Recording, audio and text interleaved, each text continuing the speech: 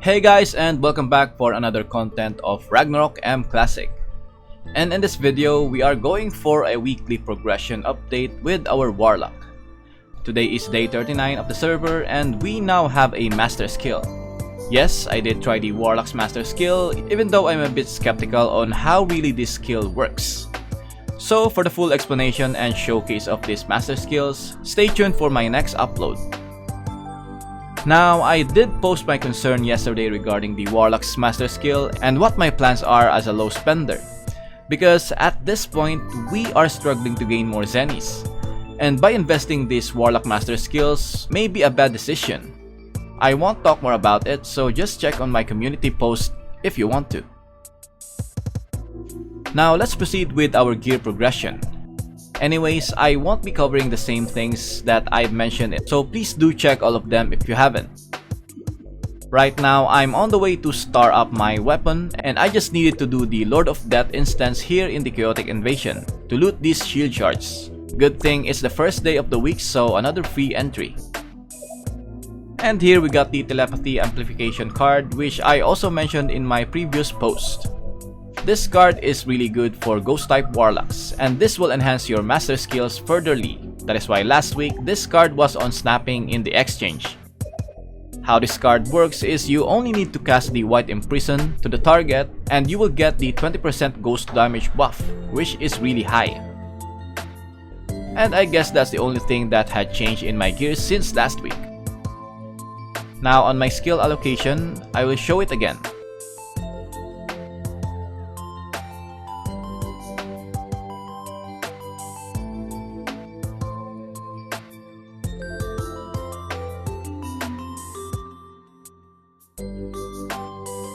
This stasis skill, however, is somewhat not really effective. Sometimes it works, but oftentimes not. It's really weird, even though I spam this one during the 6v6 on a rangers. They can still attack, so useless. I just use the white barrier for my defensive skill to prevent those sneaky shadow chasers from attacking me while hiding, because they are very annoying. And now we have the first master skill, which I only level it up to 1, just to try it. And I will leave my opinions about this master skill on the next video as I have mentioned earlier. But I will give you a sneak peek on what this spiritual combo does.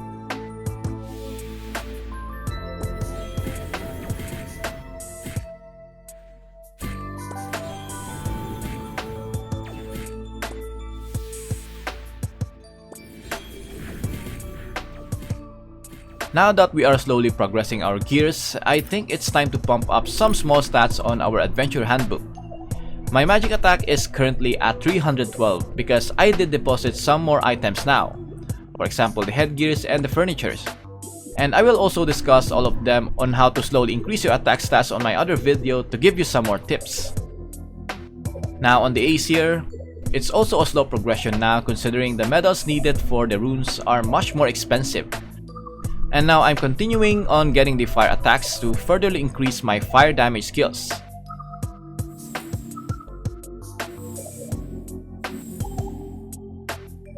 And if you have missed my previous video, I did get also the other element attacks, like the water and wind, because sometimes we might use the storm gust or chain lightning for other monsters. And also my main reason is to boost the Tetra Vortex slowly. Increasing all your elemental attacks will improve your Tetra Vortex damage. Just get the cheaper ones for now before moving to the Tetra Vortex merch, as this one is kind of expensive. And Zeni check, we still have 76 million just like the previous week.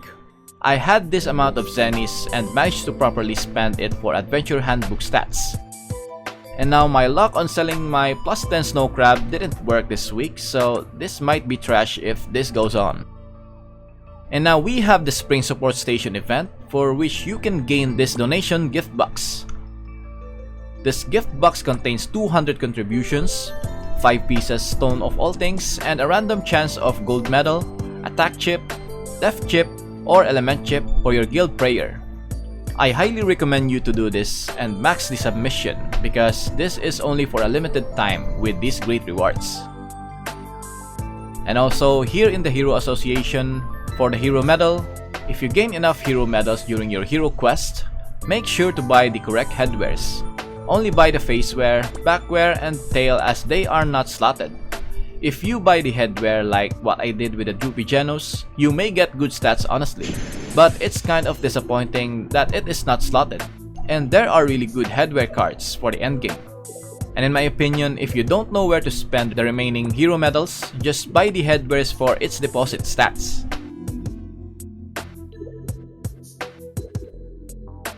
For the last one, I haven't shown my prayer card progress in the guild. So for the prayer, I increased the HP, Wise, Survive, and Rest blessings. And for the blessing of Goddess, on the attack is the Ignore MDef, Pen, Magic Attack, and Refine Attack. For the def, just slowly balance all of this if you can. Then for the element, I prioritize the fire damage, then slowly adding up the wind, water, earth, and now the addition of the ghost damage. So my plan is really to switch to Bard after knowing that the ghost skill is somewhat underwhelming if you are an F2P or low spender like me. Because to maximize the potential of this master skill, you need to level them all to max, and it costs a total of 200 million zeni, which I think is not a good investment for a low spender. You see, this master skill is another skill to cast to another target, which deals a good amount of ghost damage. But ghost damage is weak for a neutral property. You see, the ghost damage is only dealing 25% of its maximum damage to a neutral property, for which most of the players in the PvP are not wearing any element property.